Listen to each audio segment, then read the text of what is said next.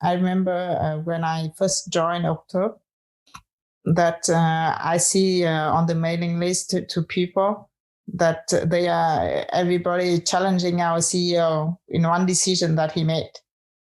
And I say that, I am in a company where people can really ask these questions to whomever that is in front of him or her. If I am included in my company, it means that I'm part of the company. Yeah. And I really take it seriously.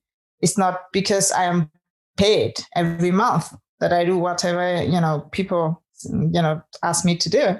I think about that and I see how it related to me and how it related to the company because I'm a part of it. Yeah. Well, there must be a reason why Octo is the best place to work in France, right?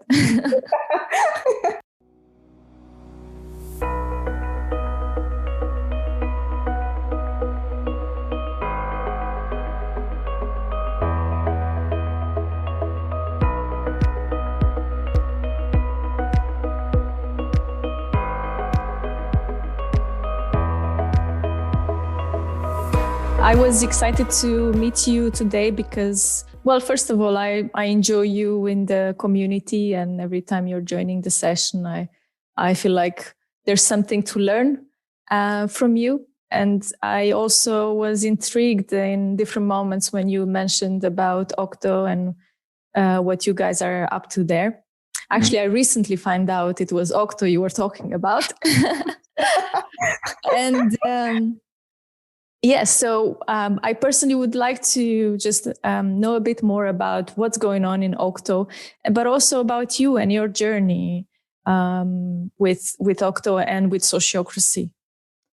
I am the person who help people to ask the good question, to help them to say, hey, stop and look at what you are doing. Is that what you like? And then if they say, no, it's not what I want or what I like, then how can we change that? What do you want to change and how we can change that? And I am kind of person who will be next to that person or that group of people, like a companion, listen to them, ask them questions when I see things and share my observations, and then encourage them to say that, yeah, it seems that you are hesitating, but you can do that. Try it out. And then we can learn. And it's how to say, it's not, if you make that step, you're not going to die. So try it out. And then we can learn. And learning is important. So that is how I see my job. Okay. I'm very interested in how an organization can help people to develop the full potential of people and put in the structure where each person can find their place. And it works smoothly because I don't like waste, and it's especially energy. Wasting energy is like I have other things to do rather than, wasting that. And thinking of that, Octo was in the phase of growing very fast.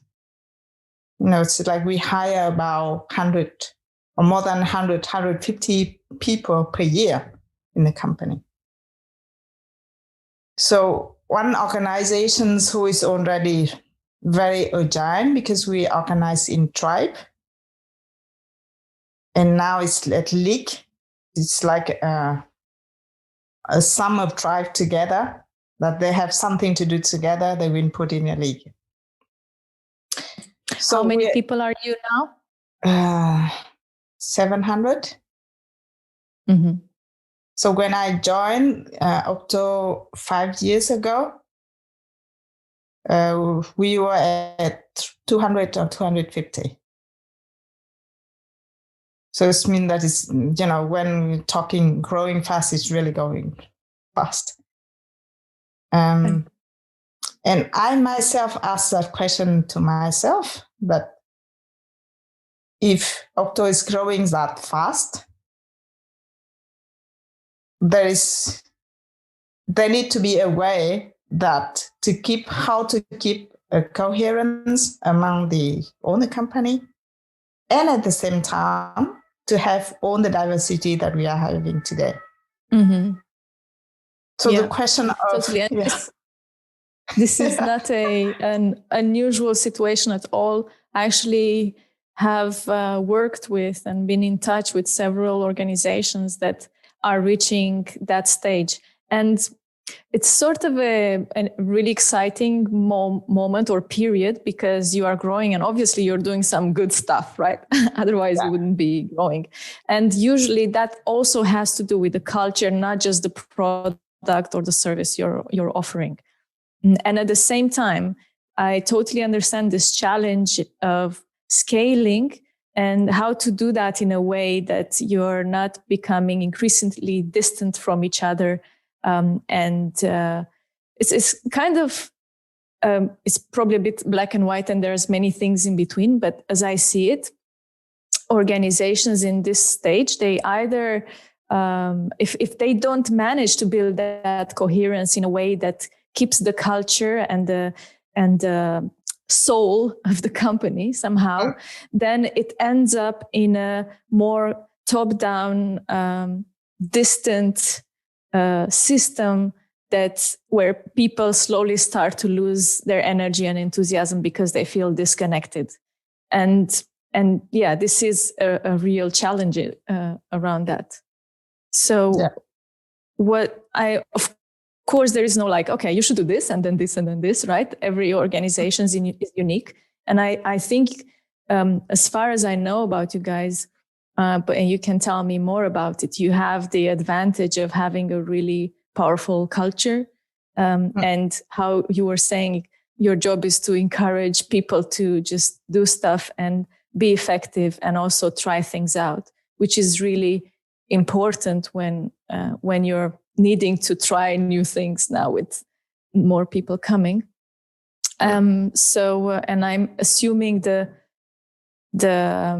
challenges come more from this trying to build a coherent picture with everybody. Without being too structured, procedure and administrative.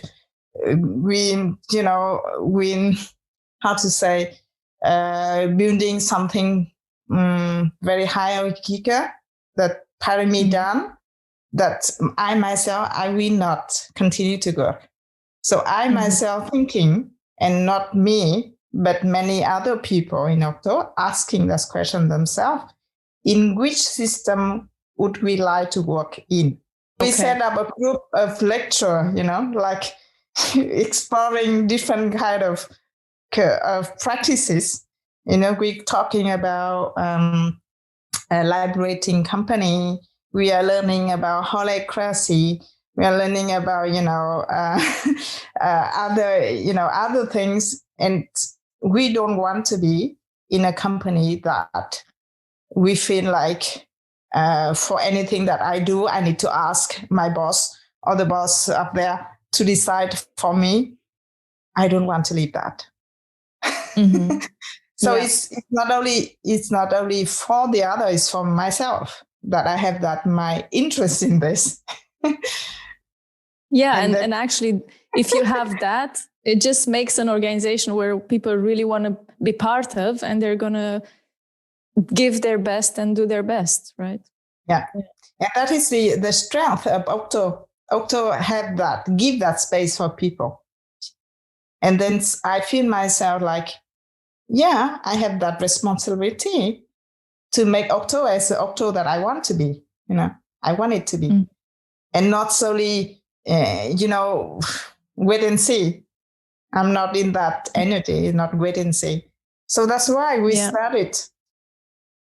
It's how we started, that we read book together, exchange things, asking people to come to tell us what are their experience using different kind of things, try things out.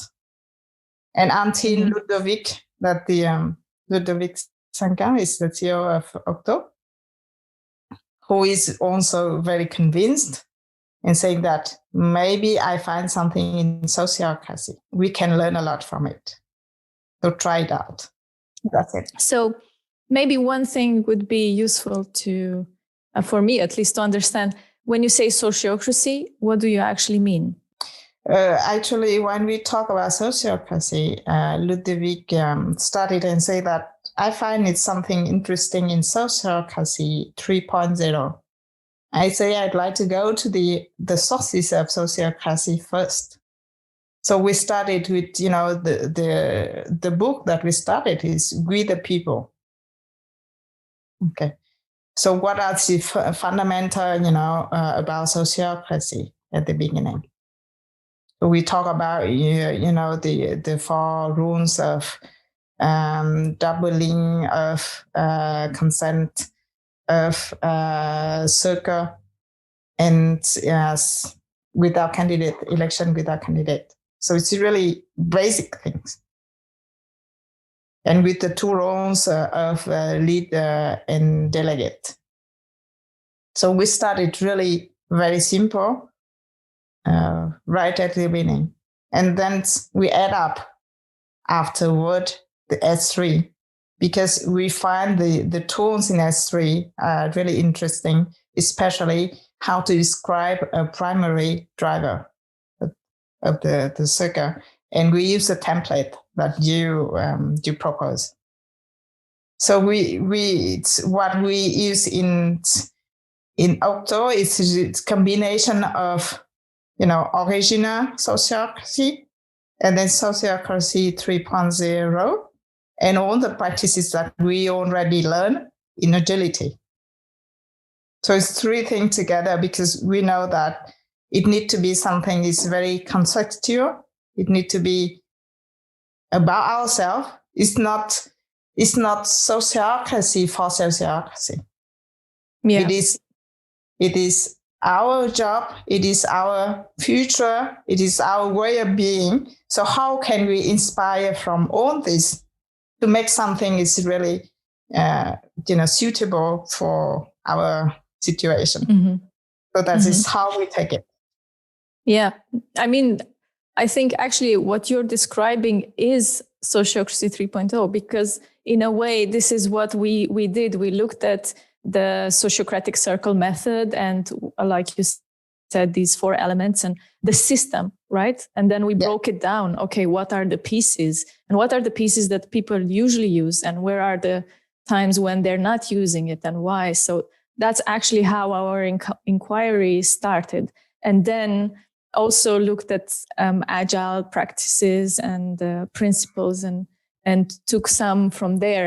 And this is how S3 was born. And yeah, I think drivers and describing drivers is one of the unique things about S3. But another unique thing is exactly what you're describing in the sense that we're saying, well, there is no system.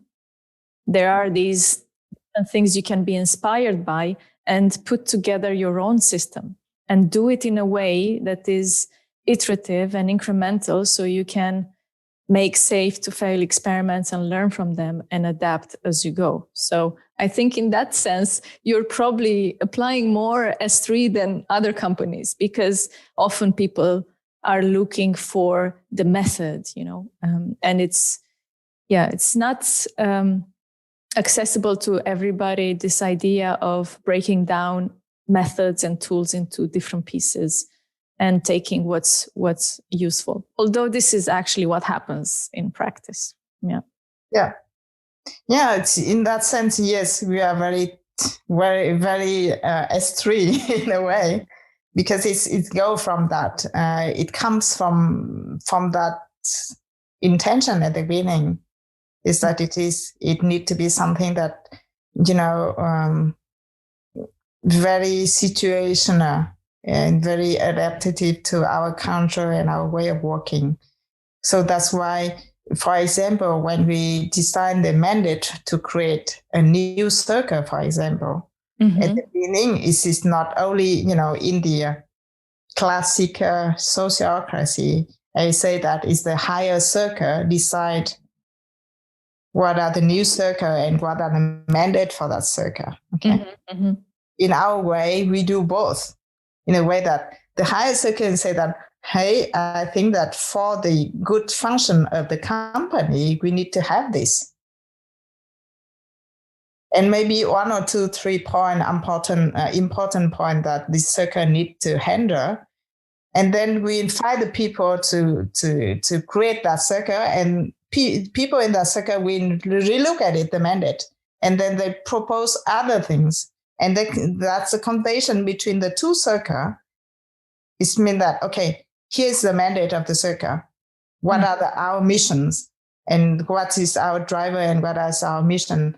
And, it's that conversation, bring that. It's not because the higher circle we decided for the lower one. So that is, in Octo, that is the way that we do. Yeah. So I think it's often the case that, what you call higher circle, or people in the organization that have a more big picture perspective on what's going on. That's because you could say higher because they have that higher perspective. Yeah. We actually use the term subset and superset to show the relationship, like in mathematics. It's often their responsibility to see more what's some needs that are, let's say, not responded to either at all or not adequately, and point that out. But how to actually do it and all the specifics of it can be definitely handled by everybody else. And delegating influence needs to be to delegate influence effectively. You need to have a meaningful conversation between both parties and have at least a degree of co-creation to ensure there is, enough sense of accountability and also involvement in decision making. This brings me, I sort of want to come back to this thing we were talking earlier about coherence, right? You were talking about building a coherent system and how the challenge with that, and the fact that you guys want to preserve in a way your freedom to, and you don't want unnecessary permissions from people to do stuff and so on, right? So I totally get that. And maybe we can dive in a little bit more into that, because how you manage to create a system where things get done and they are effective and coherent, and at the same time, there is not this sort of parent-child dynamic happening all the time. It's a really good question. I'm sure there are other people having the same issue. What interesting we find out is that in wanting to have something, cohesions, and at the same time very autonomous, because it's about autonomy of people to take decision at their level, day-to-day work. We find out that we need structure. It's more, it's in Octo. It's just like, okay, everybody can do things. Everyone have the freedom to do. And then we tend not to structure things.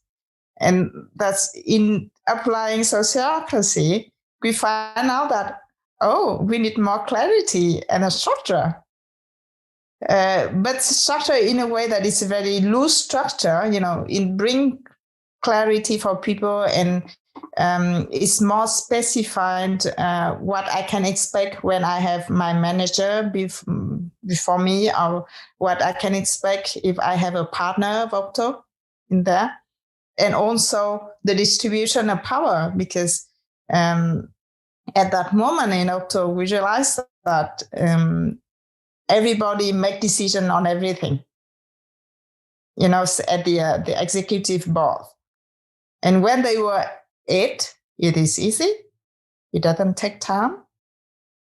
But now they are 23, 24. It takes a lot of time.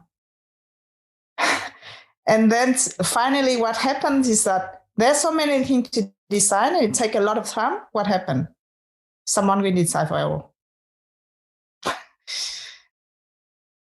So, that's where we started Sociocracy, actually, that to look at that 24, 23 people there and saying that, okay, what are the vital function of these people so that the company will continue to develop and thrive? And then we put into, some function, about business, about people, about the corporate functions and stuff like that. And then come to the question of, okay, now the switch is you are not deciding on everything. We want you to decide in the function that you're assigned to. And then we communicate with each other. And of course, we can discuss about a lot of things. So you can be involved in a lot of discussion in different topic, but we really want you to decide related to the function. And that is how we go back to question of coherence. Coherence is, we know that who doing what, but also how to interrelate it among each other. So the question of who decide and how the information go, up and down, because in the two sense. It is still a question that we are struggling. We know that at the level of the partner, with the 4 functions and the general circle, is going quite well now. But then connected with all the company, with different league and tribe, we are still working on that.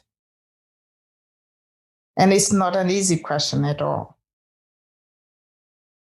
It's exactly when you run into really complex picture, and you can only go one step at a time and see what happens, right? Yeah. So now it's what we see is this via doubling that help a lot. Mm-hmm. Because in each league, you can find 2 partner or at least 1 partner inside. So that partner will be the one who bring the decision and information top down, at least.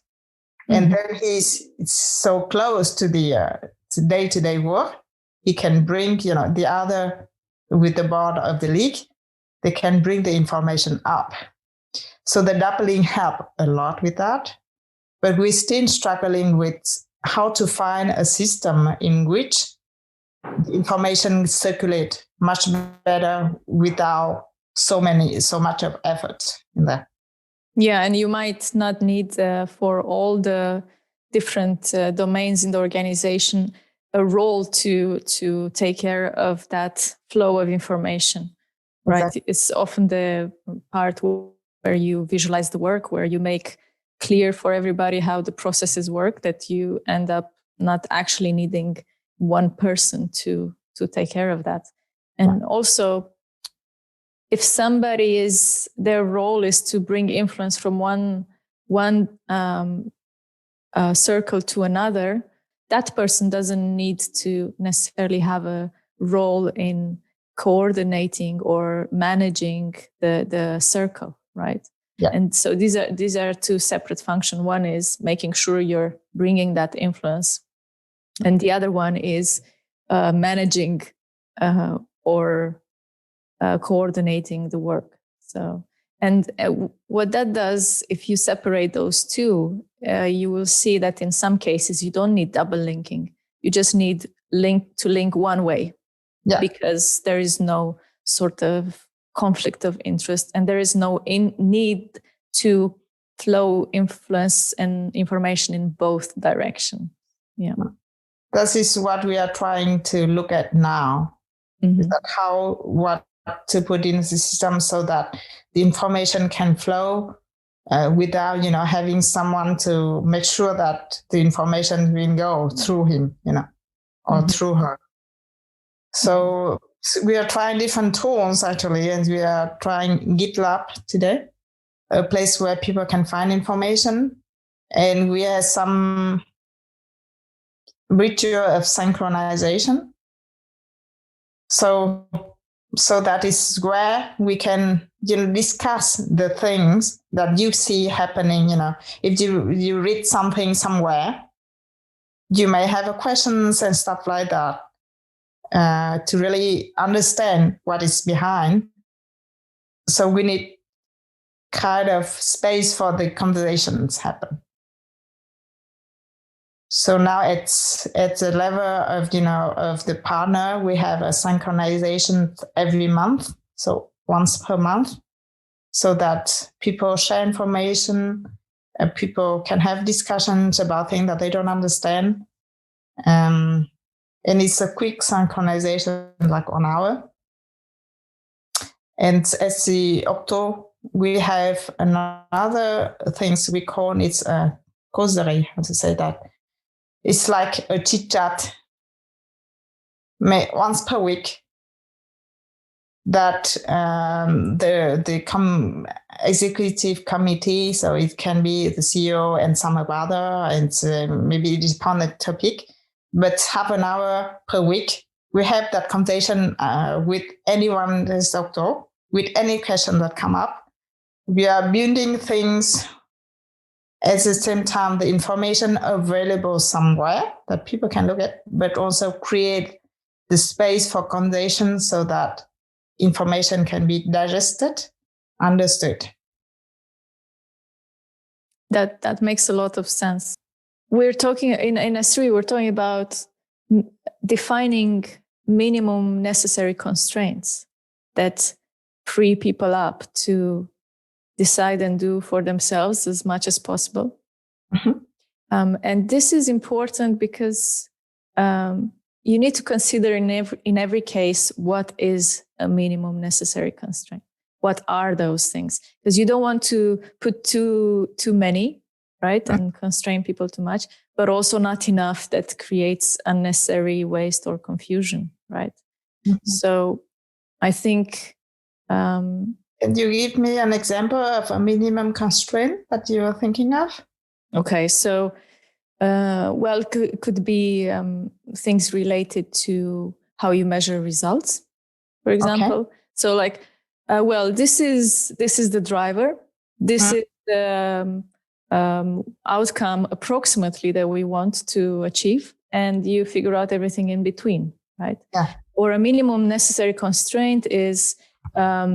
join this meeting with me or with this group once a month, and as a way to stay in touch and whatever. So, or could be a combination of all those things. So I think to keep those things simple and to the point is not easy. I have to say that there's a lot of things people don't make explicit, and then people fill in the gaps.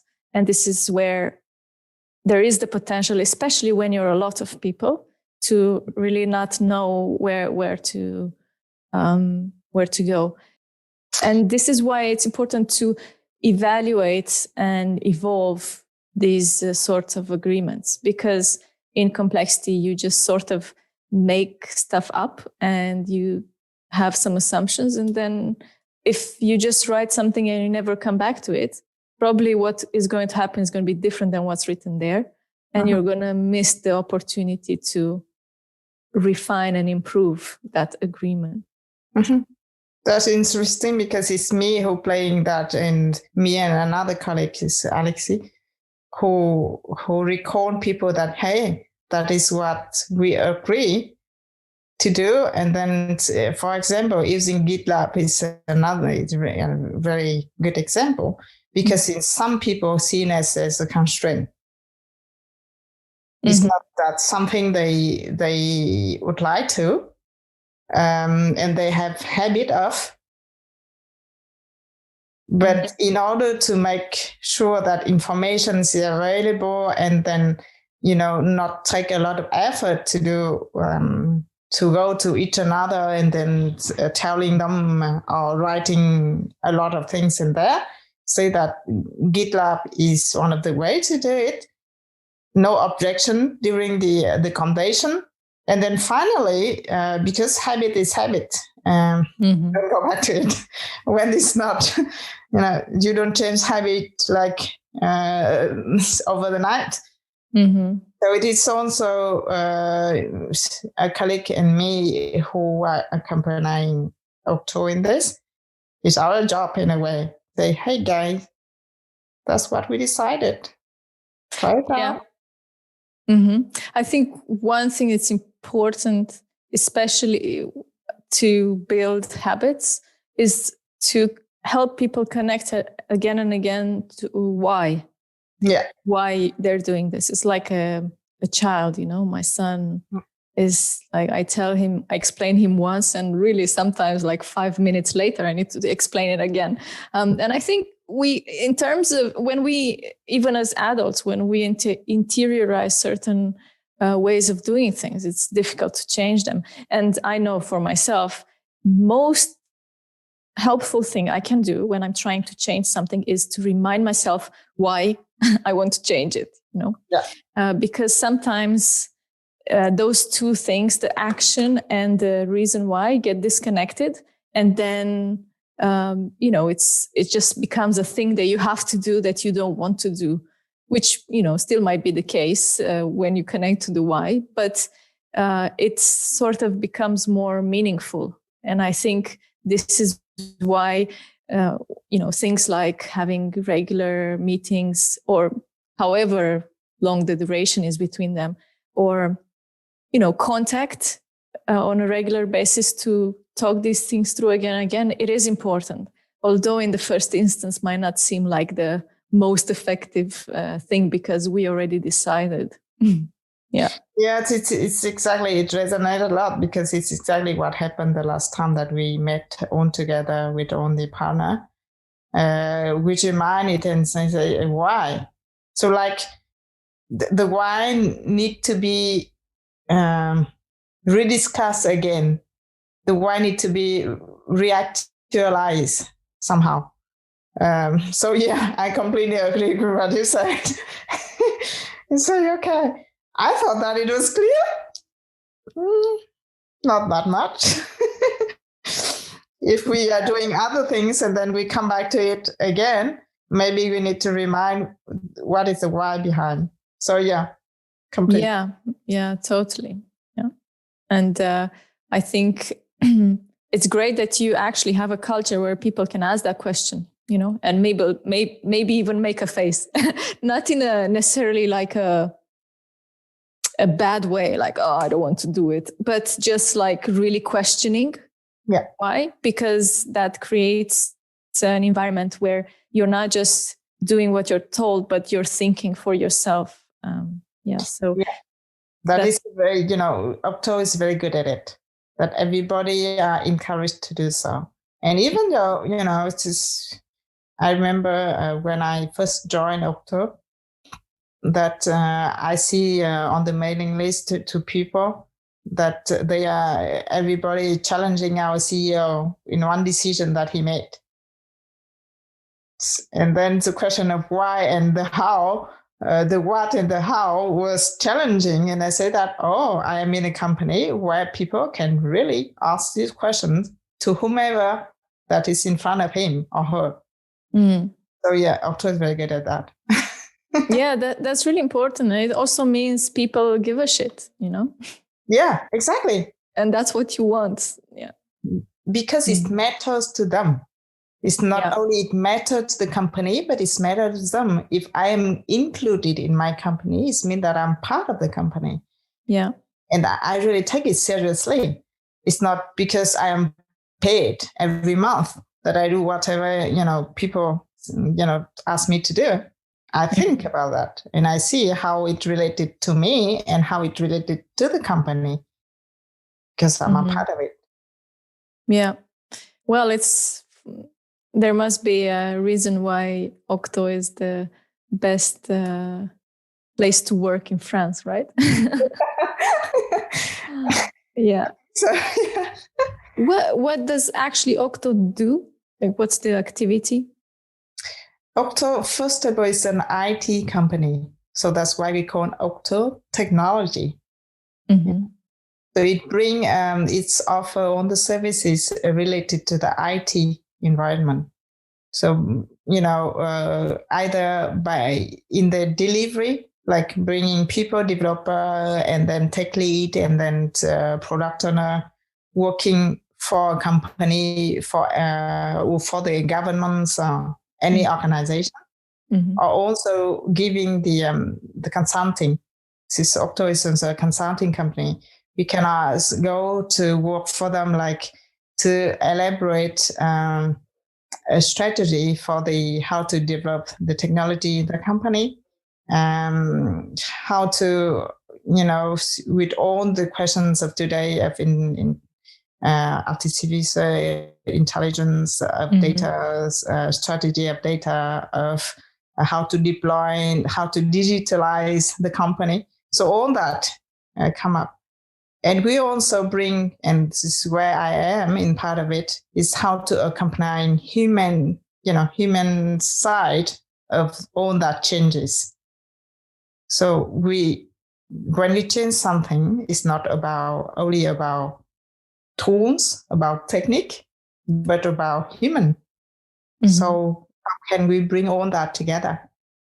So we're technology, methodology, and then human change. That is 3 part of Octo. Nice. Yeah. And one of the things that Octo would like to do in the next coming year is about how to create technology and using technology in a very responsible way. So environmental responsibility, and then sociocracy. I don't know. Society. Yeah. How to that? Society. Yeah. So this is part of the strategy of Octo in the next coming years. Is working on that also, and we are trying to apply it at Octo right now. So we are calculating the the level of carbon that we are using and how we reduce it at our level first.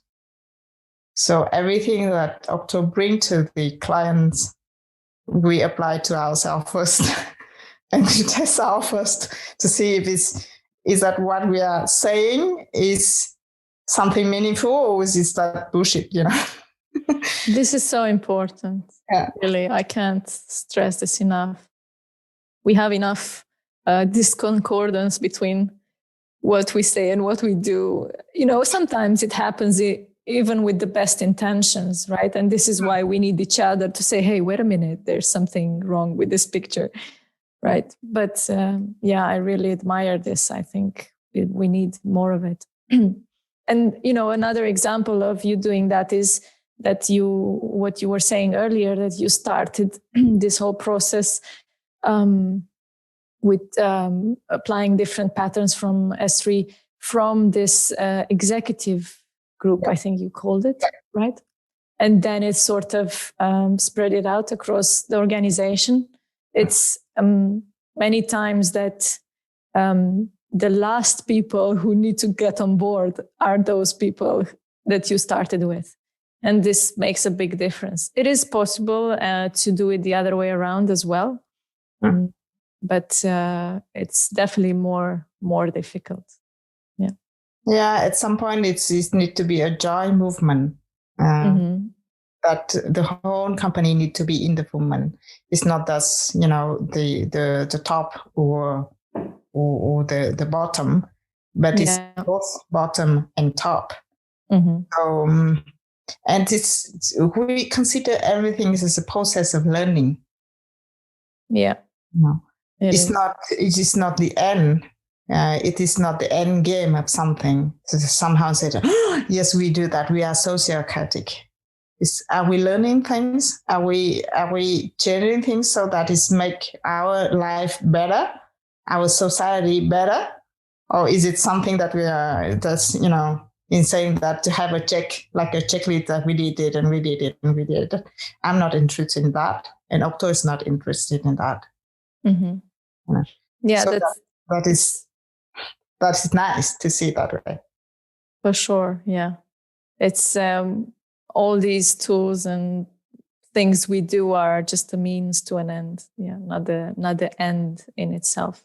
No. So we're a bit over time. I have nothing actually that. Okay. Behind, so it's okay. Good. Yeah. Well, anyway, I think probably it's good to close soon. I did want to check because I recorded, and I think you would be up for maybe sharing it with others, parts of it. It's okay for me. I don't find anything that it needs to stay confidential. Great. Okay. So I'll let you know if that's going to happen. It's going to, I don't know if I'll do it or James, he's the editor. I'll check it with him. How it works with James. Sorry? How it works with James, you and James. You're doing so many things at the same time. I don't know how can you handle all this. But, Yeah, well, I have the feeling like I'm not doing enough. Yeah, I think, well, we definitely have, each one different interests and strengths. So in that sense, we complement each other a lot. But also we work many hours and it's worthwhile when I have the sense, okay, I'm reaching people and people find it valuable and so on. So that I think motivates us both in different ways. And we're both nourished by connecting with people. So I think because of that, S3 is perfect, and also attracting people who are interested in kind of building that sort of connection. Mm-hmm. But yeah, we're just two. So collaboration is sort of easy. As long as we don't disagree, and then we're in trouble. No, of course we disagree. And sometimes because, when there are three people, it's better than two. Because, with two, you just sort of go from A to B. So we do sometimes ask the third what they think. Yeah. Okay. Yeah. Okay, Lan, thank you. It was great to meet you today. Me too. I wish you a nice day. Thank you, Lili. And see you. Bye. Bye.